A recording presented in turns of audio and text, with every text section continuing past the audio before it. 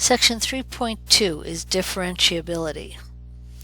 So sometimes f prime might fail to exist. Most of the functions we encounter are differentiable, which means they will not have corners, cusps, vertical tangent lines of points of discontinuity. In other words, they will be smooth and unbroken, and if that's the case, the function is differentiable. Every once in a while, we'll have a function with a cusp or a corner or something that will interrupt. The function could still be continuous, but it wouldn't be differentiable. Differentiability implies local linearity. A good way to think of a differentiable function is that they are locally linear. So as we get very close to a particular point and zoom in, the function seems to straighten out. So here's an example. They've taken this function, they've zoomed in on this piece of the function right here, okay, and zoomed into here. My pen isn't working very well.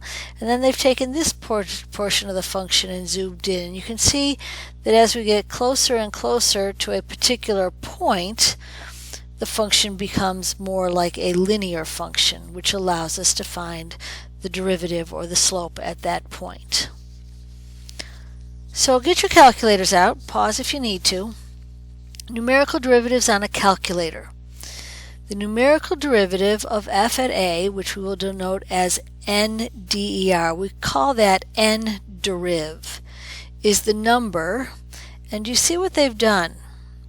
They're finding the derivative of f of x at a, and they've taken a little bit to the right of a and a little bit to the left of a. Remember, this is not an ordered pair. It's a notation for the function and where we are finding the derivative. This will give you a value. If, on the other hand, we find the derivative for f of x at x, meaning at any value, then we will find a function. So this is the difference between a value and an equation for a derivative. So if we're doing at a at a particular point, then we'll get a value. If we're doing for the entire function, we'll get an equation. So, using your calculator, find the numerical derivative of the function f of x equals x squared plus 3 at the point x equals 2. This is pretty close. Most of our calculators use that 0.001.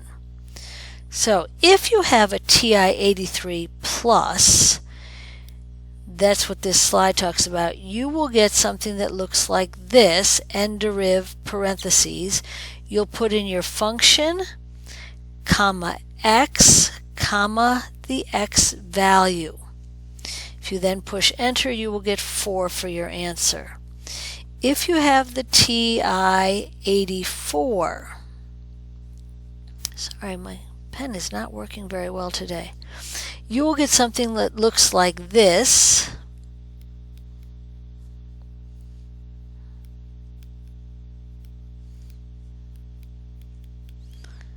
Okay, and you will be saying find the derivative d dx of, this is where your function goes, type it out, your x squared plus 3, all goes in the parentheses, evaluated when x equals, and we're going to put our 2 in. And then when you push enter, you will also get 4. So depending upon which style of calculator you have to know how to enter your derivatives under NDeriv.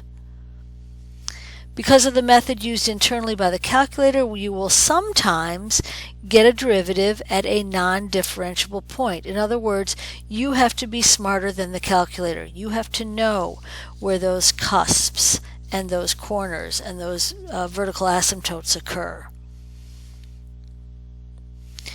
Differentiability implies continuity. If f has a derivative at x equals a, then f is continuous at x equals a. And remember that the converse is not always true. So we cannot say that if f if f is continuous,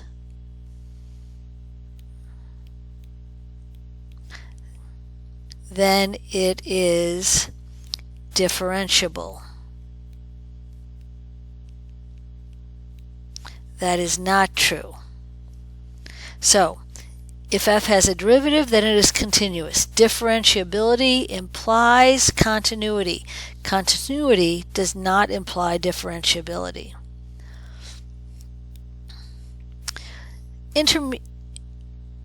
Well, I don't know why I'm not able to erase that. I apologize. I'm really struggling with this pen today.